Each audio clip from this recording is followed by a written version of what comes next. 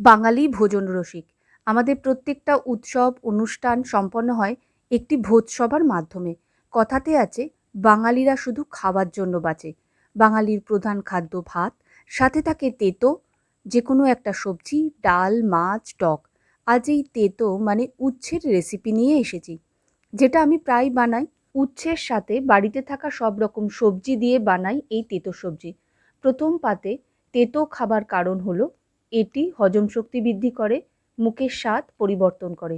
এই তেঁতো সবজি বা উচ্ছের চচ্চড়ি বানাতে প্রথমে উচ্ছে ভেজে তুলে রেখে তেলে 5 ফোড়ন দিয়ে কেটে রাখা সব সবজি দিয়ে দিয়েছি।